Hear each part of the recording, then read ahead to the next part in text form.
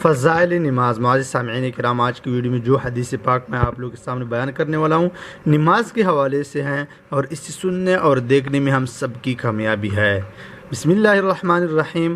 حضرت حذیفہ رضی اللہ تعالیٰ عنہ ارشاد فرماتے ہیں کہ نبی اکرم صلی اللہ علیہ وسلم کو جب کوئی سخت امر پیش آتا تھا تو نماز کی طرف فوراً متوجہ ہوتے تھے۔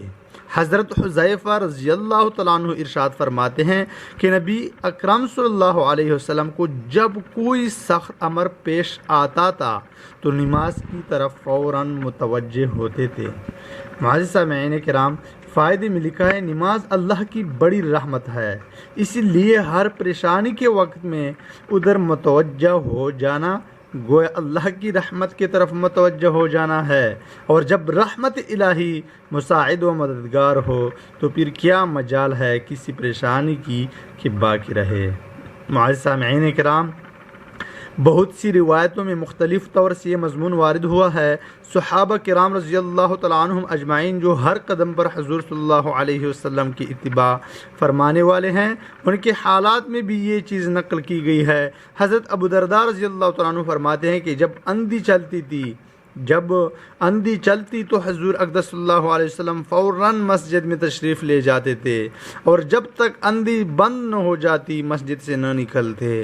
اسی طرح جب سورج یا چاند گرہن ہو جاتا تو حضور صلی اللہ علیہ وسلم فوراً نماز کی طرف متوجہ ہو جاتے۔ حضرت صہیب رضی اللہ تعالیٰ عنہ حضور اقدس صلی اللہ علیہ وسلم سے نقل کرتے ہیں کہ پہلے انبیاء کا بھی یہی معمول تھا کہ ہر پریشانی کے وقت نماز کی طرف متوجہ ہو جاتے تھے۔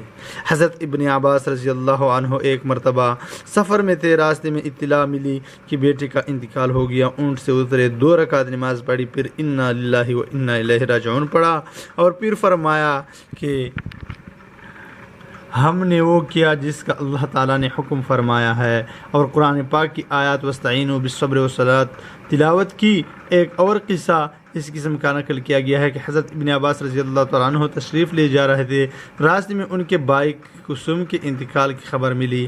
راستے سے ایک طرف کو ہو کر اونٹ سے اترے، 2 رکعت نماز پڑھی اور اتحیات میں بہت دیر تک دعائیں پڑھتے رہے۔ اس کے بعد اٹھے اور اونٹ پر سوار ہوئے اور قرآن پاک کی آیات وَاسْتَعِينُوا بِالصَّبْرِ وَالصَّلَاةِ وَإِنَّهَا لَكَبِيرَةٌ إِلَّا عَلَى الْخَاشِعِينَ تلاوت فرمائی۔ ترجمہ: اور مدد حاصل کرو صبر کے ساتھ اور نماز کے ساتھ، اور بے شک وہ نماز دشوار ضرور ہے مگر جن کے دلوں میں خشوع ہے ان پر کچھ دشوار نہیں۔ خشوع کا بیان تیسرے باب میں مفصل آ رہا ہے۔ نہیں کہ ایک اور قصہ ہے کہ ازواج مطہرات میں سے کسی کے انتقال کی خبر ملی تو سجدہ میں گر گئے۔ کسی نے دریافت کیا کہ یہ کیا بات تھی؟ آپ صلی اللہ علیہ وسلم نے فرمایا کہ حضور صلی اللہ علیہ وسلم کا ہم کو یہی ارشاد ہے،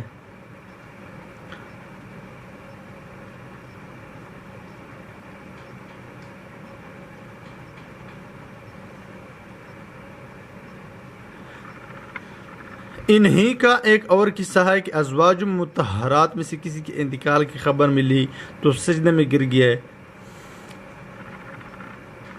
انہی کا ایک اور قصہ ہے کہ ازواج مطہرات میں سے کسی کے انتقال کی خبر ملی تو سجدہ میں گر گئے۔ انہی کا ایک اور قصہ ہے کہ ازواج مطہرات میں سے کسی کے انتقال کی خبر ملی تو سجدہ میں گر گئے۔ کسی نے دریافت کیا کہ کیا بات تھی؟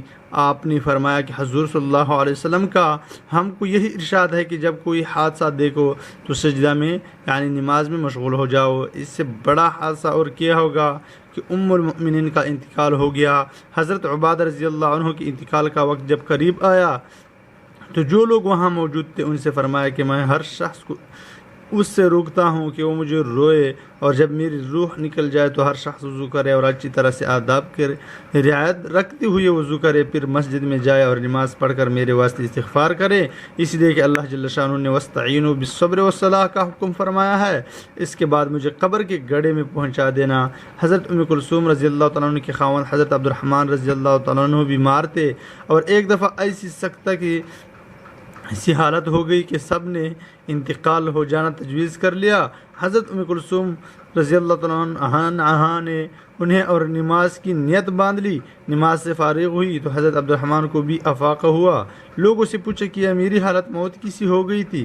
لوگوں نے عرض کیا جی ہاں۔ فرمایا کہ 2 فرشتے میرے پاس آئے اور مجھ سے کہا کہ چلو احکم الحاکمین کے بارگاہ میں تا فیصلہ ہونا ہے۔ وہ مجھے لے جانے لگے تو ایک تیسرے فرشتے آئے اور ان دونوں سے کہا کہ تم چلے جاؤ، یہ ان لوگوں میں ہے جن کی قسمت میں سعادت اسی وقت لکھ دی گئی تھی جب یہ ماں کے پیٹ میں تھے، اور ابھی ان کی اولاد کو ان سے اور فوائد حاصل کرنے ہیں۔ اس کے بعد 1 مہینے تک حضرت عبد الرحمن رضی اللہ تعالیٰ عنہ زندہ رہے، پھر انتقال ہوا۔ وآخر دعوانا الحمدللہ رب العالمین۔